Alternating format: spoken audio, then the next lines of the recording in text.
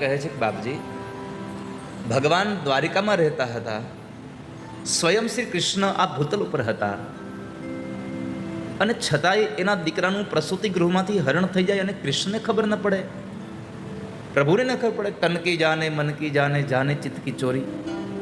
જેના એક અંતરની વાતોને, મનની વાતોને જે જાણી જાય છે, એવા પરમાત્માને પોતાના સંતાનનું હરણ થઈ જાય તો ખબર ન પડે. આ આશ્ચર્ય છે. અને મને એક સંદેહ લાગે છે, આવું કેમ? અત્યારે ભગવાન વ્યાસ બોલ્યા છે, માયા બલવતી રાજન નરાણામ બુદ્ધિમોહિની શાંભવે વિસ્તૃતા લોકે કોવા મોહમ ન ગચ્છતિ. માયા બલવતી રાજન નરાણામ બુદ્ધિમોહિની. રાજા, આ સંસારના દરેક પ્રાણીઓની બુદ્ધિને વિમોહિત કરનારી કોઈ જો હોય તો એ માં છે, એ મહામાયા છે, જેને દેવી ભાગવતમાં વ્યાસજીએ શાંભવી દેવી કહીને સંબોધન કર્યું છે. શાંભવી વિસ્તૃતા લોકે કોવા મોહમ ન ગચ્છતિ.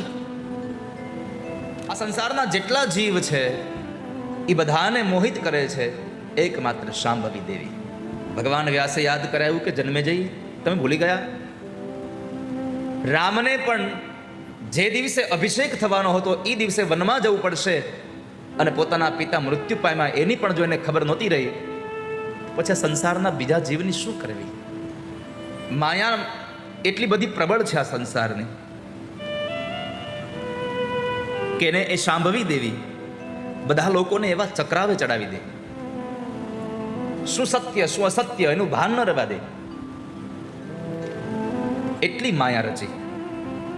ભગવાન જેવા ભગવાન પણ જો માયામાં લપેટાઈ જતા હોય, સત્યભામા, સત્રાજીતની દીકરી સત્યભામા, એમણે ભગવાનને કહ્યું ગમે તેમ કરો, મને આ કલ્પવૃક્ષ જોઈએ અહીંયા.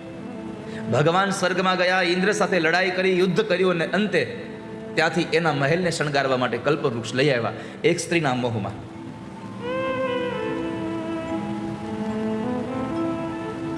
એક સ્ત્રીના મોહની અંદરથી માણસ છૂટી ન શકતો હોય તો આ તો 16,108 એને જકડી રાખે, કેમ છૂટી શકે? આ પ્રભુની, આ જગદંબાની માયા છે.